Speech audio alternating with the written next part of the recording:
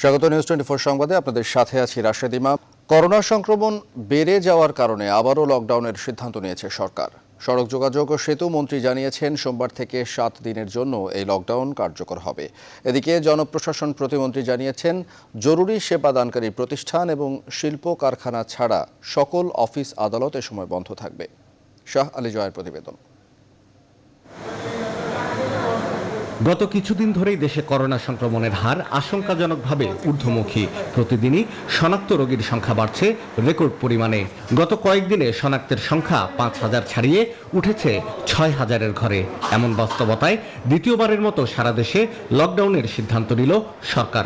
সরকার আগামী সোমবার থেকে এক সপ্তাহ সারা বাংলাদেশে লকডাউনের সিদ্ধান্ত নিয়েছে।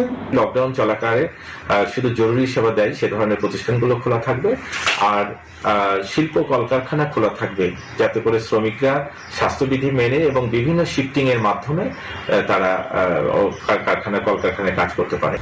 লকডাউনের মধ্যে নিত্যপণ্যের দাম যেন কোনোভাবেই না বাড়ে সে বিষয়ে সরকারের সতর্ক দৃষ্টি থাকবে বলে জানান সড়ক যোগাযোগ ও সেতুমন্ত্রী ওবায়দুল কাদের।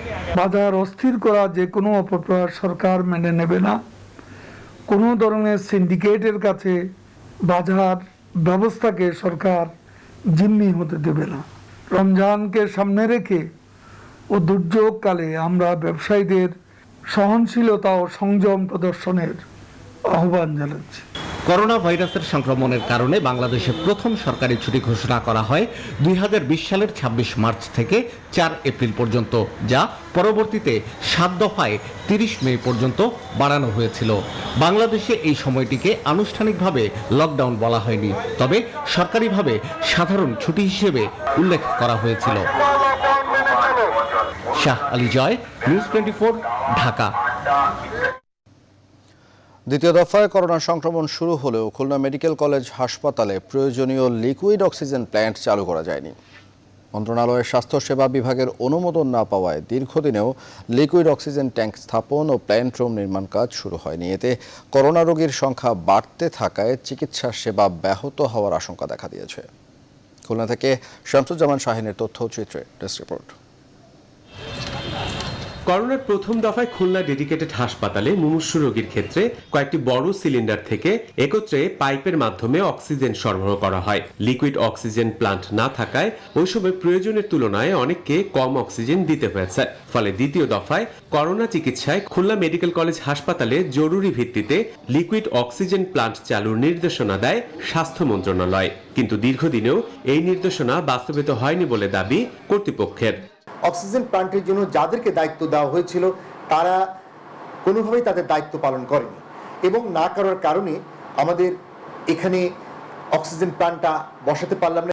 2020 সালের 31 ডিসেম্বর লিকুইড অক্সিজেন প্লান্ট নির্মাণে স্বাস্থ্য প্রকৌশল অধিদপ্তরের প্রধান কার্যালয়ে চিঠি দেয় হাসপাতাল কর্তৃপক্ষ, কিন্তু স্বাস্থ্য অধিদপ্তর থেকে ওই চিঠি অনুমোদনের জন্য আজ পর্যন্ত মন্ত্রণালয়ে পাঠানো হয়নি। আজ পর্যন্ত এই চিঠিটা ওনারা এখনো মন্ত্রণালয়ে অনুমোদনের জন্য প্রেরণ করেন নাই। ঠিক আছে, বিধায় আমরা এই কার্যক্রমটি হাতে নিতে পারিনি। এটা সময়ের ব্যাপার, কিন্তু এই যে আমরা লিখছি করেসপন্ড করছি, এটা কিন্তু একদিন হঠাৎ করে হয় না। এটা হচ্ছে পরপর চিঠি লিখছি, তারাও আসতেছে একসাথে করে নিয়ে আমাদের রেজা সেকেন্দারকে নিয়ে থাকাকালীন সময় আমরা একটা প্ল্যান তৈরি করলো ওরা। এদিকে লিকুইড অক্সিজেন প্লান্ট স্থাপনে উদ্যোগ গ্রহণের কথা জানালেন জেলা প্রশাসন। মেডিকেল কলেজে যেটা বলা হয়েছে যে তারা করেসপন্ডেন্স করেছে বা কর্তৃপক্ষ যথাসময়ে পায়নি, এবং তারা প্রধান বিস্ফোরক অধিদপ্তরের একটা এনওসি অ্যাডমিনিস্ট্রেটিভ অ্যাপ্রুভাল পায়নি বলে তারা করতে পারেনি। এই অক্সিজেন লিকুইড প্লান্ট যেটা খুলনাতে, এটা অতি দ্রুত সময় হচ্ছে। খুলনায় করোনা চিকিৎসায় দ্রুত লিকুইড অক্সিজেন প্লান্ট চালু করা হবে, এমনটাই প্রত্যাশা চিকিৎসক ও ভুক্তভোগীদের। Desk report, news 24। করোনার কারণে বাস, ট্রেন ও লঞ্চে অর্ধেক যাত্রী পরিবহন ও ভাড়া বৃদ্ধির যে সিদ্ধান্ত হয়েছে তার ফলে পরিবহন সংকট দেখা দিয়েছে গত দুদিন থেকেই। সরকারি সিদ্ধান্তের ফলে বাসের অভাবে তীব্র ভোগান্তিতে পড়ে যাত্রীরা। এদিকে গণপরিবহনগুলোতে স্বাস্থ্যবিধির তোয়াক্কা নেই এখনও। সরকারি সিদ্ধান্তের 4 দিন পেরিয়ে গেলেও বাসে গাদাগাদি করে যাত্রী ওঠানো, স্যানিটাইজারের ব্যবস্থা না থাকার চিত্র দেখা গেছে সর্বত্র। যাত্রীরাও অনেকে মাস্ক পরছেন না। এদিকে লঞ্চেও বৃহস্পতিবার থেকে অর্ধেক যাত্রী বহন ভাড়া বৃদ্ধি ও স্বাস্থ্যবিধি কঠোর করার সিদ্ধান্ত কার্যকর হয়, কিন্তু লঞ্চ যাত্রীরাও স্বাস্থ্যবিধি মেনে চলছেন না। এসব কারণে করোনা সংক্রমণ আরও বাড়ার আশঙ্কা থেকেই যাচ্ছে। এদিকে বিমানবন্দর আজ অনেকটাই ছিল ফাঁকা। 30টি দেশ থেকে ফ্লাইট আগমন নিষিদ্ধ করার কারণে বিমান চলাচল কম। শুক্রবার সকালে কাতার ও সৌদি আরব থেকে 2টি ফ্লাইটে কয়েকশো যাত্রী দেশে ফিরেছে। তাদেরকে হোম কোয়ারেন্টাইনে থাকারও পরামর্শ দেওয়া হয়েছে। যাত্রীরা জানিয়েছেন তাদের করোনা টেস্ট করেই দেশে ফিরেছেন তারা। এছাড়া গতকাল ইউরোপ ও ইউকে থেকে ফিরেছে 6 জন।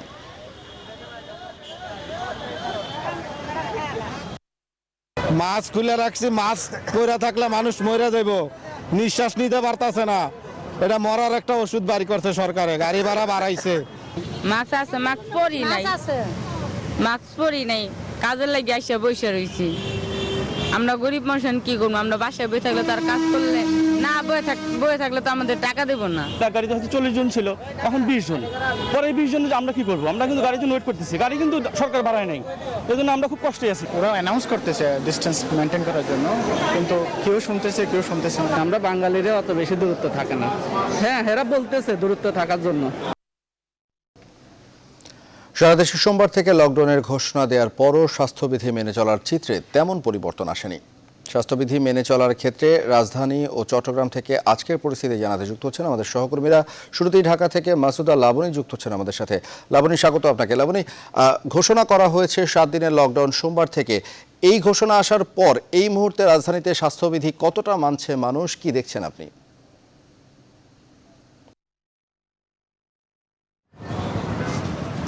রাশেদ, এই যে আপনি বলছিলেন কিন্তু যে মানুষ কিন্তু স্বাস্থ্যবিধি মানছে না, এবং কেউ একেবারেই মানছে না, আবার কেউ কেউ মানতে চাইছেন, কিন্তু হয়তোবা তার পাশে মানুষজন এসে দাঁড়িয়ে যাচ্ছেন। এবং আপনি যদি দেখেন যে ঘোষণাটি আসার পরও কিন্তু মানুষের মধ্যে খুব একটা পরিবর্তন আসেনি। তবে আমি রাইড শেয়ারিং অ্যাপস এবং সিএনজি চালক কয়েকজনের সাথে কথা বলেছি। তারা যেটি বলেছেন যে তারা যেহেতু দিন এনে দিন খান, সেক্ষেত্রে লকডাউনের ক্ষেত্রে তারা একটি বড় ধরনের আর্থিক ক্ষতির মধ্যে পড়বেন। এছাড়া যেহেতু শুধুমাত্র জরুরি সেবা খাতগুলো চালু থাকবে, সেক্ষেত্রে অন্যান্য যে দোকানগুলো রয়েছে সেই ব্যবসায়ীদের সাথে আমি কথা বলেছি। তারা যেটি বলছেন যে তারা কিন্তু গত বছর যে অঘোষিত লকডাউন ছিল সরকারের, তখন তারা যে আর্থিক ক্ষতির মধ্যে পড়েছিলেন এবং বিভিন্ন দেনার মধ্যে পড়ে গিয়েছিলেন, সেটি কাটিয়ে কেবলমাত্র তারা কিন্তু ব্যবসায়িক লাভের মুখ দেখছেন। এই টাইমটাতে কিন্তু সরকার এবার সারা দেশে একযোগে 7 দিনের জন্য লকডাউন দিচ্ছেন। তো সেই ক্ষেত্রে তারা বলছেন যে তারা আবারও হয়তোবা আর্থিক ক্ষতিতে পড়বেন। তবে যারা চাকরিজীবী মানুষ তারা বলছেন যে তাদের অফিস থেকে যে সিদ্ধান্ত দেওয়া হয়েছে যে লকডাউন থাকলে তারা সেই সময়টাতে ছুটিতে থাকবেন। রাশেদ, ধন্যবাদ আপনাকে সংযুক্ত হবার জন্য। দর্শক, এই একই বিষয়ে কথা বলার জন্য বা খবর জানার জন্য আমাদের সাথে যুক্ত হচ্ছেন চট্টগ্রাম থেকে সহকর্মী নয়ন বড়ুয়া। জয়, স্বাগত আপনাকে। জয়, ইতিমধ্যেই 7 দিনের জন্য লকডাউনের ঘোষণা এসেছে। চট্টগ্রামে এই মুহূর্তে স্বাস্থ্যবিধি কতটা মানছে মানুষ, কি চিত্র দেখছেন?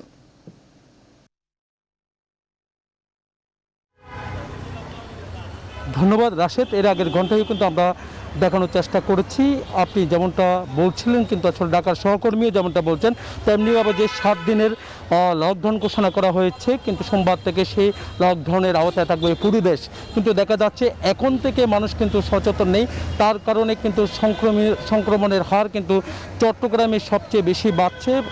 হাসপাতাল থেকে কিন্তু আসলে সরকারি হাসপাতাল থেকে বেসরকারি যে হাসপাতালগুলো আছে সব হাসপাতালে কিন্তু রোগীদের ভিড় কিন্তু একেবারে বাড়ছে। যারা করোনা আক্রান্ত হচ্ছেন তারা কিন্তু আসলে দেখা যাচ্ছে কেউ কেউ হাসপাতাল ছুটছেন, সিট না পাওয়ার আশায় কিন্তু অনেকজন কিন্তু বাসা বাড়িতে প্রাইভেট চিকিৎসকদের পরামর্শ নিয়ে তারা চিকিৎসা নিচ্ছে। সব মিলিয়ে বলা যায় মানুষ কিন্তু এখনও সচেতন না হওয়ার কারণে কিন্তু আসলে সংক্রমণের হার বাড়ছে। মানুষ যদি সচেতন হয়, মানুষকে স্বাস্থ্যবিধি মানার জন্য জেলা প্রশাসনের ম্যাজিস্ট্রেটের কয়েকটা টিম কিন্তু চট্টগ্রামের বিভিন্ন জায়গায় কাজ করে যাচ্ছেন। এই ছিল আমার এখানকার সর্বশেষ। ফিরে যাচ্ছে স্টুডিওতে রাশেদ ইমামের কাছে। জয়, আপনাকে ধন্যবাদ সংযুক্ত হবার জন্য। দর্শক, আমাদের 2 জন সহকর্মী রাজধানী এবং চট্টগ্রাম থেকে জানাচ্ছিলেন মানুষের স্বাস্থ্যবিধি মেনে চলার সব শেষ চিত্র। স্বাস্থ্য সংশ্লিষ্টরা মনে করছেন জনগণের স্বাস্থ্যবিধি মানতে উদাসীনতার পাশাপাশি যুক্তরাজ্য, দক্ষিণ আফ্রিকা ও ব্রাজিলের করোনা ভাইরাসের নতুন ভ্যারিয়েন্টের উপস্থিতি দেশে করোনা সংক্রমণ বাড়িয়েছে। এই পরিস্থিতিতে সাময়িকভাবে আকাশপথে যোগাযোগ বন্ধের পরামর্শ দিচ্ছেন তারা। এদিকে বিদেশ ফেরতদের কোয়ারেন্টাইন নিশ্চিতে কাজ করছে সিভিল এভিয়েশন সহ সংশ্লিষ্টরা। দর্শক, এ বিষয়ে আরও তথ্য জানাতে আমাদের সাথে যুক্ত হচ্ছেন হযরত শাহজালাল আন্তর্জাতিক বিমানবন্দর থেকে আমাদের সহকর্মী হাবিবুল ইসলাম। হাবিব, নিশ্চয়ই শুনতে পাচ্ছেন হাবিব আমাকে। হাবিব, ইতিমধ্যেই আমরা জানিয়েছি দর্শকদের যে দেশের বাইরে থেকে আজও মানুষ এসেছেন বাংলাদেশে, এবং সেক্ষেত্রে আসলে বিমানবন্দরে যে নির্দেশনাগুলো দেয়া হয়েছে সেই নির্দেশনা কতটা মানা হচ্ছে দর্শকদের জানাবেন।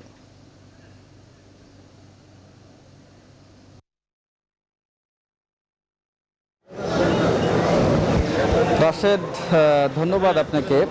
আসলে নির্দেশনা আজকে অটোমেটিক্যালি অনেকটা স্বয়ংক্রিয়ভাবে মানছেন মানুষ, কারণ এখানে বিমানবন্দরের চিত্রটি এমন যে হয়তোবা আর 2-1 দিন পরে এখানে কোনো মানুষের আনাগোনা থাকবে না, এমনটি দৃশ্য বলতে হচ্ছে। কারণ গত 1 দিন আগেও এখানে বলা চলে যে তিল ধারণের ঠাঁই ছিল না, কারণ যারা বিদেশ থেকে আসছেন তাদের আত্মীয় স্বজনের উপস্থিতি এতটাই বেশি থাকে এই বিমানবন্দর এলাকায় যে একেবারে পা ফেলার জায়গাটি থাকে না। আর বিশেষ করে গোটা ইউরোপ জুড়ে যখন বিমান চলাচল বন্ধ রেখেছে বাংলাদেশ বেসামরিক বিমান কর্তৃপক্ষ, তখন আসলে শুধুমাত্র সৌদি আরব, কাতার, ইরাক, ইরান, এই যে মিডল ইস্টের বেশ কিছু কান্ট্রির বা দেশের থেকে যাত্রীরা আসছেন। আজকে আমরা একটু আগেও কাতার এয়ারওয়েজের একটি ফ্লাইট আসতে দেখেছি, সেখান থেকে বেশ শখানেক বা কয়েকশো যাত্রী এসেছে। তাছাড়া আজকে সারাদিনের চিত্রটি কিন্তু এক ধরনের ফাঁকা, এই যেমনটি দেখছেন যে বিমানবন্দর এলাকা অনেকটা ফাঁকা। এবং বলে রাখি যে আজকে কিন্তু তেমন ইউরোপ বা আমেরিকা বা অন্যান্য কান্ট্রি থেকে তেমন কোনো লোক আসে নাই, শুধুমাত্র একটি ফ্লাইট ডিলে হওয়ার কারণে কিছু 4 জন লোক এসেছিলেন রাত 12টার পর থেকে। এছাড়া আজকে আর কোনো লোক আসার সম্ভাবনাও নেই, কারণ বেশিরভাগ বিমান বন্ধ। তো সব মিলিয়ে বিমানবন্দরের চিত্রটাই এই যে লকডাউন ঘোষণার মতোই এক ধরনের অবস্থা বিরাজ করছে এখানে। তো এই ছিল আমার কাছে সর্বশেষ। ফিরছি রাশেদ। হাবিবুল ইসলাম হাবিব, আপনাকে অসংখ্য ধন্যবাদ সংযুক্ত হওয়ার জন্য। দর্শক, হাবিব আমাদের জানাচ্ছিলেন বিমানবন্দরের নির্দেশনা মানার সবশেষ চিত্র। এবারে বৈশ্বিক করোনা পরিস্থিতি। কিছুতেই লাগাম টানা যাচ্ছে না করোনা ভাইরাসের বৈশ্বিক সংক্রমণ ও মৃত্যু। টিকাদান কর্মসূচির পরও ভয়াবহভাবে বাড়ছে দৈনিক আক্রান্ত ও প্রাণহানির সংখ্যা। গেল দিনও বিশ্বে 7 লক্ষাধিক রোগী শনাক্ত হয়েছে, মারা গেছে প্রায় 12,000 মানুষ। এ নিয়ে বিশ্বে মোট প্রাণহানির সংখ্যা ছাড়ালো 28,50,000, মোট সংক্রমিত 13,07,00,000-এরও বেশি। ফের দৈনিক সংক্রমণ ও মৃত্যুর তালিকায় শীর্ষে ছিল ব্রাজিল। যুক্তরাষ্ট্র, ভারত, ইউরোপেও বাড়ছে সংক্রমণ। এই পরিস্থিতিতে ব্রিটেন ভ্রমণের রেড লিস্টে 35টি দেশের সঙ্গে এবার যুক্ত হচ্ছে বাংলাদেশ, পাকিস্তান, ফিলিপিন্স ও কেনিয়া। যুক্তরাজ্যে অ্যাস্ট্রাজেনেকার ভ্যাকসিন গ্রহণকারীর মধ্যে প্রতি 6 লাখে 1 জনের রক্ত জমাট বাঁধার সমস্যা দেখা দিয়েছে। তবে এতে বড় কোনো ঝুঁকি নেই বলে আশ্বস্ত করেছে ব্রিটিশ ঔষধ নিয়ন্ত্রক কর্তৃপক্ষ।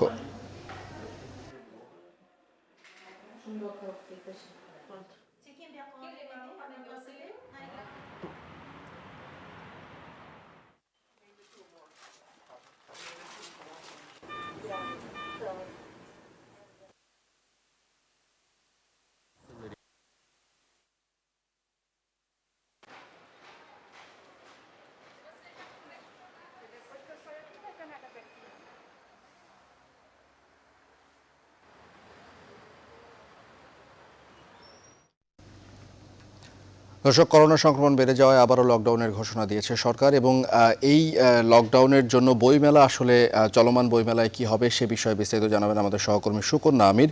সুকন্যা আমির আমাদের সাথে যুক্ত হচ্ছেন। সুকন্যা, নিশ্চয়ই শুনতে পাচ্ছেন। সুকন্যা, বইমেলায় ছুটির দিনে আজকে ভিড় কেমন দেখছেন, এবং সোমবার থেকে সারা দেশে লকডাউনের সিদ্ধান্তে মেলা বন্ধের বিষয়ে কোনো কিছু এখন পর্যন্ত জানতে পেরেছেন কিনা দর্শকদের জানাবেন। মেলার সোহরাওয়ার্দী প্রাঙ্গণে রয়েছি আমি, এবং আমরা যেটি দেখে শুনেছি এবং বাংলা টিভি কর্তৃপক্ষের সাথে আমাদের যেটি কথা হয়েছে, তারা কিন্তু জানিয়েছেন যে এখন পর্যন্ত তাদের হাতে কোনো প্রজ্ঞাপন জারি হয়নি বইমেলা বন্ধ নিয়ে। সুতরাং বলা যায় যে আগামীকাল পর্যন্ত কিন্তু এখনও বইমেলাটা চালু থাকবে বলে আমরা এমনটি জানতে পেরেছি। এবং একই সাথে সংস্কৃতি প্রতিমন্ত্রীর সাথেও আমাদের কথা হয়েছে, তিনি কিন্তু যেটি বলছেন যে এখন পর্যন্ত কোনো প্রজ্ঞাপন আসেনি বইমেলা বন্ধের। কালকে পর্যন্ত অপেক্ষা করা হবে। এরপরে যদি প্রজ্ঞাপনটা চলে আসে আসলে লকডাউনের সোমবার থেকে, তাহলে বইমেলা বিষয়ক একটা সিদ্ধান্ত চলে আসবে বলে আশা করা যাচ্ছে। আমরা একটু একজন প্রকাশকের সঙ্গে কথা বলতে চাই। আসলে এই লকডাউনের কারণে যদি বইমেলা বন্ধ ঘোষণা করা হয় তাহলে আসলে কি কি ক্ষতির সম্মুখীন হতে পারে এমনটা আর কি তারাও বলছেন যে এরকম ক্ষতি হতে পারে, এবং তারা কিন্তু চাচ্ছেন যে কোনো মূল্যে আসলে বইমেলাটা চালু রাখতে। একটু জানতে চাই যে এখন পর্যন্ত তো আপনাদের কাছে কোনো ঘোষণা আসেনি বা কোনো সিদ্ধান্ত বাংলা একাডেমি কর্তৃপক্ষ থেকে আসেনি, তো যদি বন্ধ ঘোষণা করা হয়ে যায় লকডাউনের পরিপ্রেক্ষিতে তাহলে তো কালকেই আসলে প্যাভিলিয়ন থেকে স্টল সব কিছু গোছানো শুরু করতে হবে। তো সেই পর্যাপ্ত সময় আপনারা পাবেন কিনা এবং আপনাদের মতামতটাও একটু জানতে চাই। আচ্ছা, প্রথমে বলে নিচ্ছি যে আমাদের এখনও প্রকাশকদের বাংলা একাডেমির তরফ থেকে কোনো প্রকার সিদ্ধান্ত দেওয়া হয়নি, এবং আমরা আশা করছি বইমেলাটা হয়তো সংক্ষিপ্ত আকারে চলতে পারে। যদি এরকম হয় যে লকডাউনের জন্য বইমেলাটাও বন্ধ করে দেওয়া হচ্ছে, তাহলে আমাদের তো একটু সমস্যা হয়েই যাবে, কারণ সেলটা অফ হয়ে যাবে। সব কিছু গুছিয়ে নিয়ে যাওয়া, হঠাৎ করে সিদ্ধান্ত জানিয়ে সাপেক্ষ ব্যাপার সম্ভব না। রাশেদ, যেমনটি শুনছিলেন যে আসলেই তাদের বিক্রিতে একটি প্রভাব পড়বে এবং সবকিছু গুছিয়ে এই বইমেলাকে শেষ করার কিন্তু একটি বেশ অসুবিধার মধ্যেই পড়বে তারা। তো অমর 21 গ্রন্থমেলায় সরদি উদ্যান প্রাঙ্গণ থেকে বইমেলা সংক্রান্ত এই ছিল আমার কাছে সর্বশেষ তথ্য। ফিরছি স্টুডিওতে। সুকন্যা, ধন্যবাদ আপনাকে সংযুক্ত হবার জন্য। দর্শক সহকর্মী সুকন্যা আমির আমাদের জানাচ্ছিলেন বইমেলার সবশেষ চিত্র। মহামারী করোনা বেশ ভোগাচ্ছে বাংলাদেশ জাতীয়তাবাদী দল বিএনপিকে। এ পর্যন্ত সিনিয়র বেশ কয়েকজন নেতা সহ মারা গেছেন দলের 440 জন। অন্তত শতাধিক নেতাকর্মী আক্রান্ত হয়ে হাসপাতালে ও বাসায় চিকিৎসাধীন আছেন। করোনা প্রাদুর্ভাবে বন্ধ করে দেওয়া হয়েছে দলের সাংগঠনিক কার্যক্রম। আরিফিন শাকিল জানাচ্ছেন বিস্তারিত। এক বছর আগে সরকারি নির্বাহী আদেশে মুক্তি পান BNP chairperson Khaleda Zia. Corona প্রকোপ থাকায় দীর্ঘ সময় ফিরোজায় গড়বন্দি সময় কাটাচ্ছেন তিনি। করোনার কারণে বিএনপির সাংগঠনিক কর্মকাণ্ড আবারও স্থগিত করা হয়েছে। চলতি বছরে আন্দোলনের মাঠে ঘুরে দাঁড়ানোর বিএনপির পরিকল্পনা আবারও বাদ সেধেছে এই মহামারী। করোনা এরই মধ্যে মারা গেছেন বিএনপির ভাইস চেয়ারম্যান চৌধুরী কামাল ইবনে ইউসুফ, রুহুল আলম চৌধুরী, সিলেট মহানগর বিএনপির সাবেক সভাপতি এম এ হক, ঢাকা উত্তর মহানগর বিএনপির সাধারণ সম্পাদক আহসানুল্লাহ হাসান, স্বেচ্ছাসেবক দলের সভাপতি শফিউল বারী বাবু, বিএনপির সহ সাংগঠনিক সম্পাদক আব্দুল আওয়াল সহ দলের বিভিন্ন পর্যায়ের অন্তত 400 নেতাকর্মী। বর্তমানে করোনা আক্রান্ত হয়ে হাসপাতাল ও বাসায় চিকিৎসাধীন আছেন বিএনপি স্থায়ী কমিটির সদস্য doctor Khandakar Mosharraf Hossain, Selima Rahman, vice chairman ডাক্তার AJM জাহিদ হোসেন, চেয়ারপারসনের উপদেষ্টা ডাক্তার AKM আজিজুল হক, ডাক্তার ফরাদ হালিম ডোনার, আহমেদ আজম খান, সিনিয়র যুগ্ম মহাসচিব অ্যাডভোকেট রুহুল কবির রিজভী, ঢাকা মহানগর দক্ষিণ বিএনপি সভাপতি হাবিবুন নবী খান সোহেল সহ দলটির অন্তত শতাধিক নেতাকর্মী। 60 দশক থেকে আন্দোলন করে এখন পর্যন্ত বেঁচে আছে, জানি না কয়দিন বেঁচে থাকবো, কারণ যে করোনা আসছে অনেকে মারা গেছে, আমার সাথে অনেকে মারা গেছে। করোনা সতর্কতায় শুক্রবার অনলাইনে সংবাদ সম্মেলন করেন বিএনপি মহাসচিব মির্জা ফখরুল ইসলাম আলমগীর। 5000-এর উপরে, এটা হচ্ছে আমাদের। আরিফিন শাকিল, নিউজ 24, ঢাকা। সবচেয়ে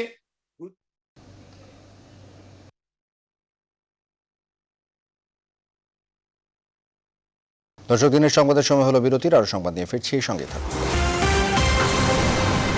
মহামারী করোনার কারণে আবারও দলীয় সকল কর্মসূচি সীমিত রাখার সিদ্ধান্ত নিয়েছে ক্ষমতাসীন আওয়ামী লীগ। একই সাথে দলীয় সকল নেতাকর্মীকে মাস্ক পরিধান ও স্বাস্থ্যবিধি মানার কঠোর নির্দেশনাও দেওয়া হয়েছে। করোনা মোকাবেলায় দেশের সাধারণ মানুষের পাশে থাকার জন্য তৃণমূল থেকে কেন্দ্র পর্যন্ত প্রস্তুতিও নেওয়া হয়েছে। তৌফিক মাহমুদ পুন্নার রিপোর্ট। গেল বছর মহামারী করোনার কারণে আওয়ামী লীগেরই প্রায় হাজারখানেক নেতাকর্মী মৃত্যু হয়। দলের কেন্দ্রীয় নেতা থেকে শুরু করে সরকারের মন্ত্রী, এমপি সহ অনেকে এই কাতারে। তাদের মধ্যে উল্লেখযোগ্য সাবেক প্রেসিডিয়াম সদস্য মোহাম্মদ নাসিম, প্রধানমন্ত্রী রাজনৈতিক উপদেষ্টা HT ইমাম, ধর্ম প্রতিমন্ত্রী মোহাম্মদ আবদুল্লাহ, সাবেক মেয়র বদরুদ্দিন আহমেদ কামরান, সাবেক MP মকবুল হোসেন সহ অনেকে। চলতি বছর ঊর্ধ্বমুখী করোনার প্রকোপ, এজন্য দলীয় নেতাকর্মীদের দিক নির্দেশনা দিয়েছেন দলীয় প্রধান শেখ হাসিনা। এরই মধ্যে দলীয় সব ধরনের কর্মকাণ্ড সীমিত সহ স্বাস্থ্যবিধি নিশ্চিতের দেওয়া হয়েছে নির্দেশনাও।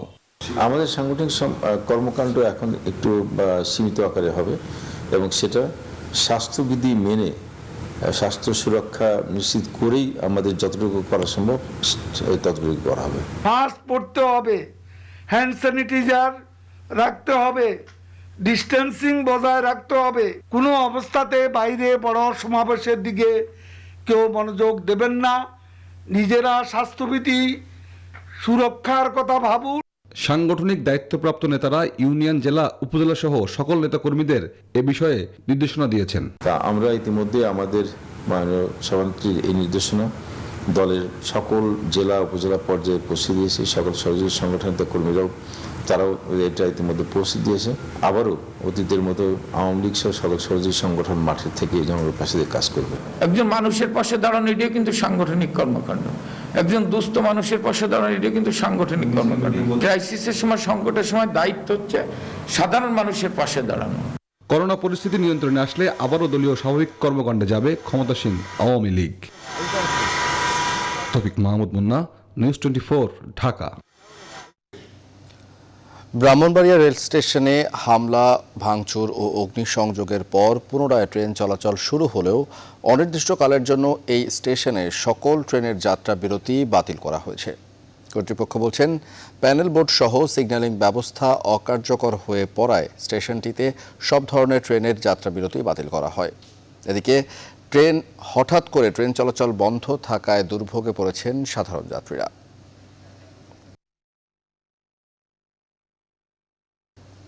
এবারে ফার্স্ট সিকিউরিটি ইসলামী ব্যাংক অর্থ বাণিজ্যের সংবাদ।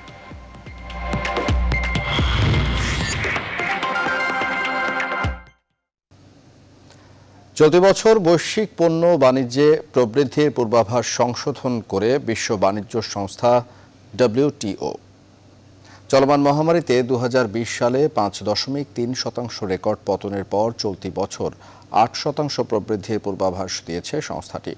এমন তথ্য জানিয়ে প্রতিবেদন প্রকাশ করেছে রয়টার্স। তবে WTO বলছে, বাণিজ্য সম্পর্কিত এই পূর্বাভাসের ক্ষেত্রে এখন সবচেয়ে বড় হুমকি করোনা মহামারী। কারণ সংক্রমণে নতুন ঝড় পুনরুদ্ধারের প্রত্যাশাকে ডুবিয়ে দিতে পারে।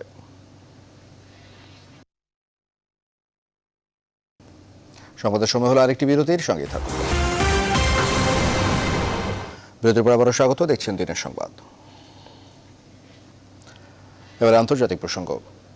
মিয়ানমারে চলমান বিক্ষোভে নিরাপত্তা বাহিনীর সহিংসতার বিরুদ্ধে এবার সরব হল ভারত। শুক্রবার ভারতের পররাষ্ট্র মন্ত্রণালয়ের মুখপাত্র অরিন্দম বাগচি অবিলম্বে সব ধরনের অরাজকতা দূর করতে সেনা সরকারের প্রতি আহ্বান জানান।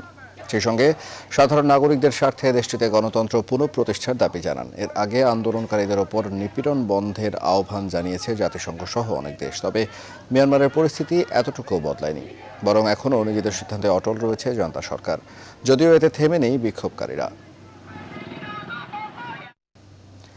যুক্তরাষ্ট্রের ওয়াশিংটন ডিসির ক্যাপিটল হিলে আবারও হামলার ঘটনা ঘটেছে। শুক্রবার ভবনের উত্তর দিকের প্রবেশ মুখে হামলা হয় বলে জানিয়েছে স্থানীয় পুলিশ। এ ঘটনায় এক পুলিশ কর্মকর্তা উইলিয়াম বিলি এবং 25 বছর বয়সী সন্দেহভাজন হামলাকারী নোহা গ্রিন নিহত হয়েছেন। আহত হয়েছে আরও একজন। হামলার পরেই লকডাউন করা হয় পুরো ভবন। তবে এই হামলাকে সন্ত্রাসবাদ সম্পর্কিত বলে মনে করছে না পুলিশ। দর্শক, এখন এ পর্যন্তই। দেখছেন নিউজ 24, সঙ্গে থাকার জন্য ধন্যবাদ সবাইকে।